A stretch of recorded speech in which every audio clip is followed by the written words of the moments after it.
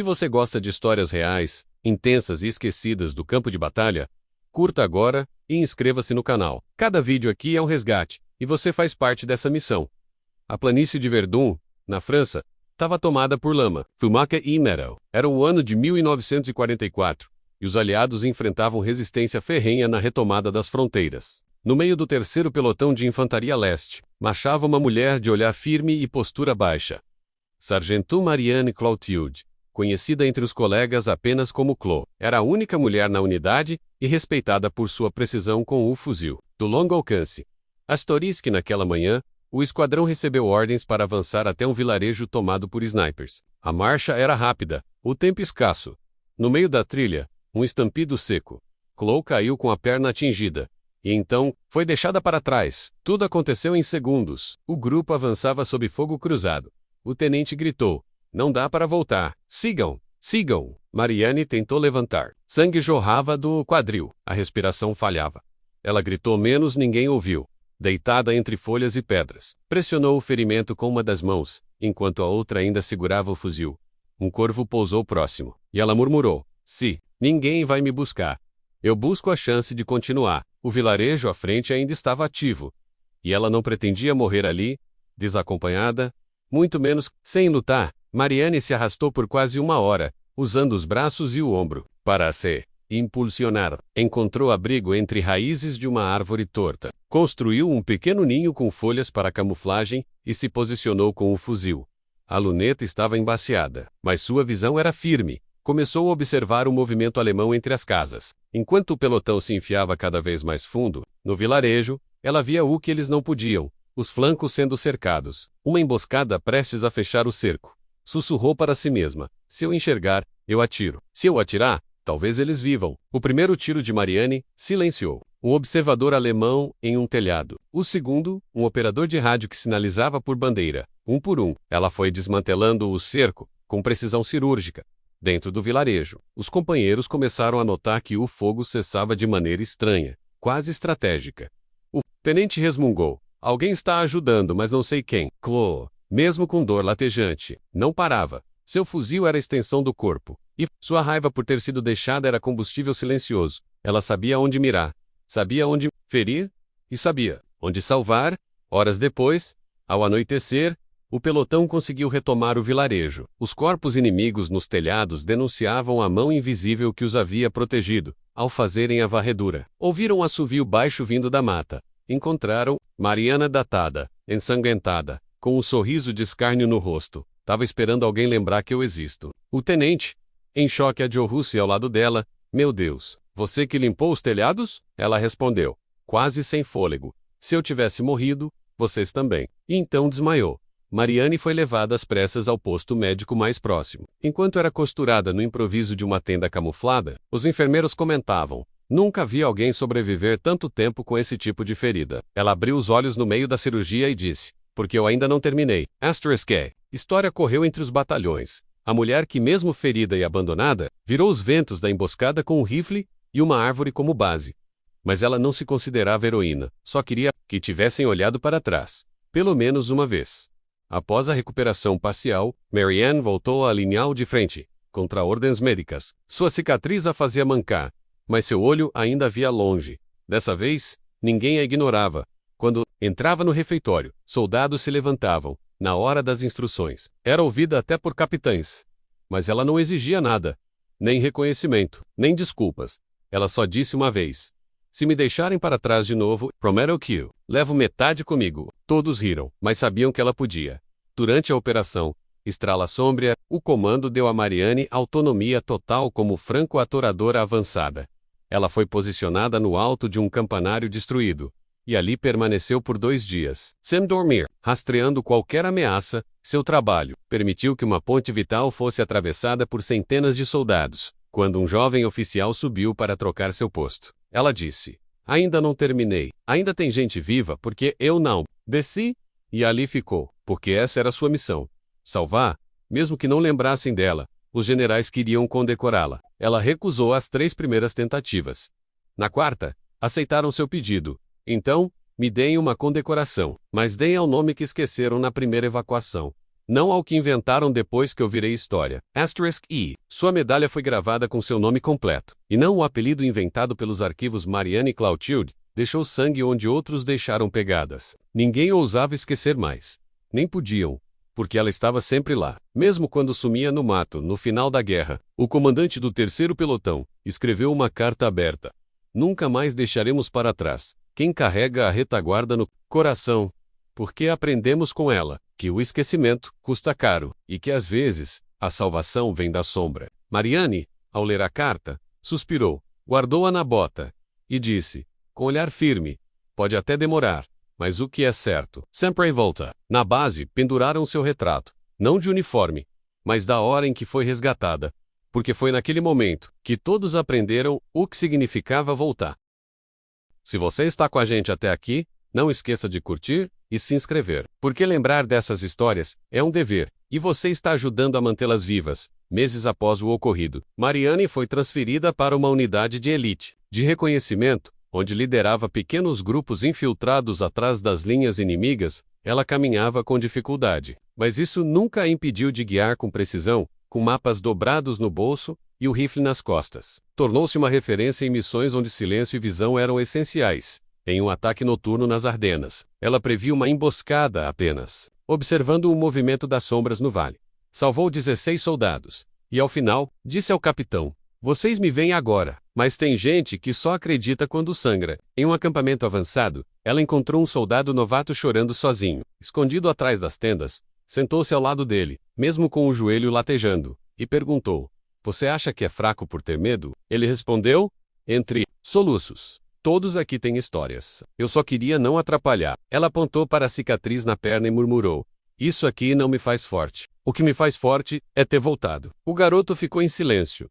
Depois, passou a segui-la em todas as missões. Marianne havia se tornado guia menos de combate e de alma. Fama da mulher que foi deixada e voltou sozinha, começou a correr pelos acampamentos. Alguns a chamavam de a sombra precisa, outros, de a que não perdoa o esquecimento. Ela não se importava com os apelidos. Sua preocupação era com os mapas, os flancos e as vidas. Durante a missão Corrente Norte, ela arrastou um companheiro ferido por 300 metros do baro. Sobe, fogo constante. Ao ser questionada depois, respondeu com ironia, eu sei como é ser deixada, e por isso, não repito, erro dos outros. A cicatriz de Marianne piorava com o frio. Durante o inverno de 1945, precisou de compressas diárias e reforço no calçado para não perder a mobilidade. Mesmo assim, recusava descanso. Enquanto houver patrulha sem saber para onde ir, eu vou estar à frente. Ela passou a treinar novos soldados em tiro de precisão e leitura de terreno. Nenhuma instrução era teórica. Tudo era real. Vocês só vão atirar quando souberem por quê. E principalmente, por quem. Foi assim que moldou dezenas de novos líderes. Todos a chamavam de Sargento Clo. Ela não corrigia. Durante uma retirada emergencial em território hostil, a unidade perdeu comunicação por 2 dias. Marianne foi a única a se orientar com mapas antigos e fragmentos do terreno. Conduziu o grupo por uma rota abandonada, onde encontrou uma cabana com suprimentos e abrigo. Lembrem-se disso, o que os outros chamam de lugar pervito. Às vezes, é só lugar. A frase virou lema interno da tropa. Quando o comando descobriu a façanha, ofereceu uma promoção. Ela recusou.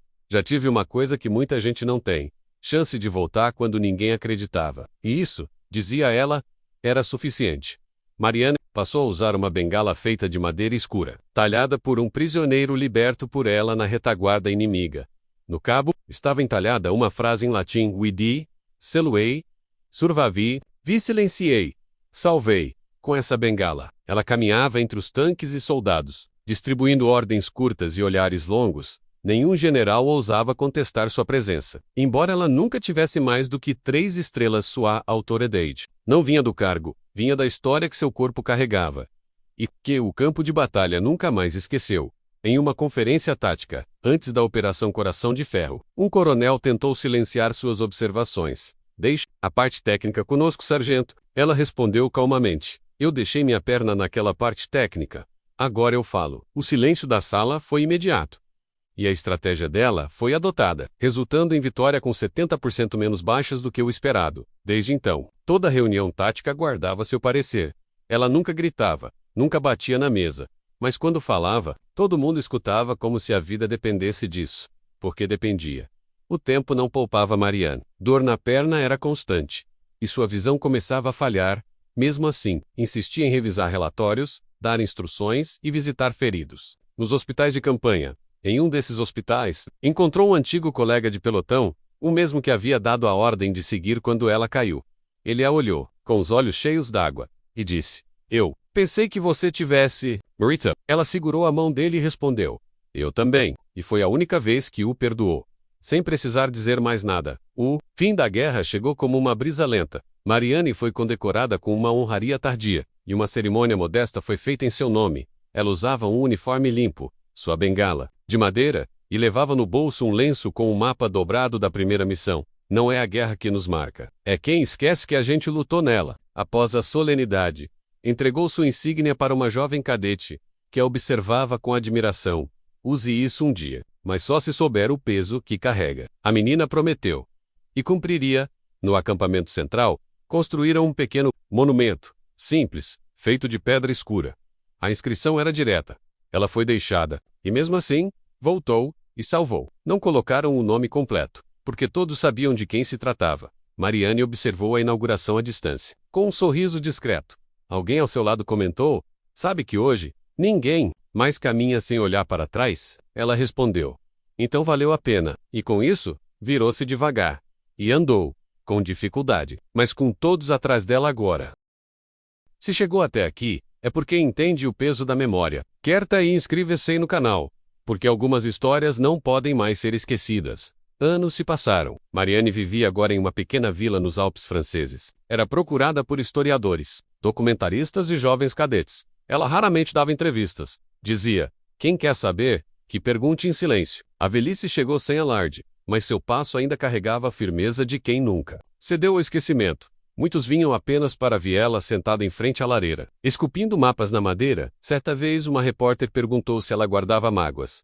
Marianne respondeu, com a voz rouca: "Mágoa é deixar alguém e fingir que nunca existiu. Eu, pelo menos, voltei." A história do dia em que ela foi deixada virou estudo em escolas militares. Chamavam de o caso Clotilde. Analistas discutiam a ética do abandono, a psicologia da sobrevivência e a liderança silenciosa. Marianne ria quando lhe contavam. Inventam teoria para não admitir que erraram. Mesmo assim, autorizou que usassem seu nome menos com uma condição: que ensinem a nunca deixar ninguém no mato, mesmo que não pareça importante. Sua cicatriz era agora história viva. E suas phrases, repetidas em salas de aula como mandamentos de combate, no aniversário de 30 anos do fim da guerra. O governo francês organizou uma grande homenagem nacional. Marianne foi convidada de honra, mas recusou. "Me homenageiem indo visitar quem ficou sem nome nas trincheiras." Ainda assim, foi convencida por uma carta assinada por 218 soldados, que sobreviveram graças a ela. Durante a cerimônia, quando foi chamada ao palco, a multidão ficou de pé. Ela não disse discurso. Apenas tirou do bolso o lenço velho com o mapa da missão e murmurou: "Esse papel me trouxe de volta. Vocês me trouxeram até aqui." Começaram a surgir livros com sua trajetória, muitos romantizando fatos, criando diálogos que nunca aconteceram. Marianne lia alguns com ceticismo. Falam mais do rifle do que da dor. Para ela, a guerra não era cenário de glória. Era lama, silêncio e olhos que nunca se esquecem. Foi então que decidiu escrever suas próprias memórias. Chamou o manuscrito de Atrás da Linha. Ainda em pé, o livro não era sobre vitórias. Era sobre os que não voltaram e sobre uma mão que foi esquecida por algumas horas, mas lembrada para sempre por quem sobreviveu. No hospital de veteranos, onde fazia acompanhamento, Marianne pedia para visitar outros pacientes antes da própria consulta. Conversava pouco, mas honrava nos olhos. Um dos enfermeiros revelou: quando ela entra no quarto, os batimentos dos pacientes estabilizam. Ela dizia que não era milagre. "É só porque eles sabem que eu já fui deixada também." Se tornara símbolo não só de sobrevivência, mas de empatia entre combatentes. Quem havia sido deixado para trás, agora, era quem puxava todos para frente.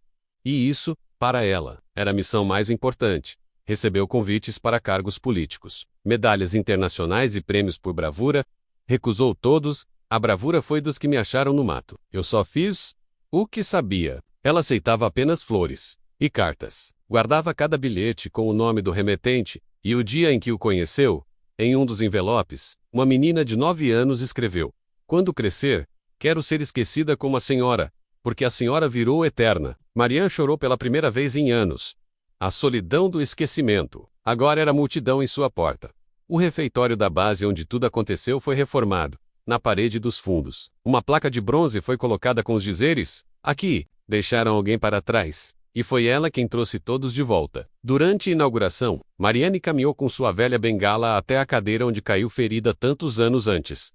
Sentou-se, respirou fundo e disse: demorou, mas eu almocei. Todos aplaudiram em silêncio. Não por respeito, mas porque sabiam que qualquer som seria menor do que a presença dela ali. Quando Mariane morreu, aos 96 anos, os noticiários do mundo inteiro prestaram tributo. Mas sua lápide era simples.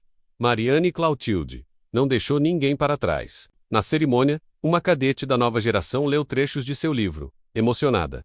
Entre eles, fui deixada, fui ferida, mas fui vista, e com isso, salvei o que precisava ser salvo. No alto do morro, onde foi enterrada, uma bandeira tremulava, mas não era de país nenhum.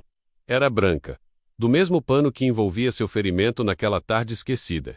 E agora, lembrada por todos, sua história virou série, peça teatral, monólogo em escolas e até poesia em trincheiras. Mas, entre os veteranos, era apenas a história da Clô, sussurrada nas fogueiras, ensinada nos campos, repetida nos treinamentos. Um general chegou a dizer: Mariane é mais lida que qualquer manual de guerra. E talvez fosse mesmo, porque não era uma história sobre combate, era sobre ausência, sobre o que acontece quando ninguém olha para trás, e sobre como uma mulher sozinha pode enxergar por todo um pelotão. Hoje, no Museu Militar de Lyon, há uma vitrine com um mapa dobrado, uma bengala talhada e um lenço sujo de sangue. Ao lado, uma frase: ela foi deixada, mas ninguém esqueceu, e por isso, todos voltaram. Visitantes param ao Gunscoron, outros apenas respiram fundo. Mas todos compreendem. Porque Clô não foi apenas uma sargento, foi a lembrança viva de que o maior erro da guerra é deixar alguém para trás. E a maior lição é voltar por quem ninguém vê. Mariane voltou, e por isso, todos nós seguimos em frente.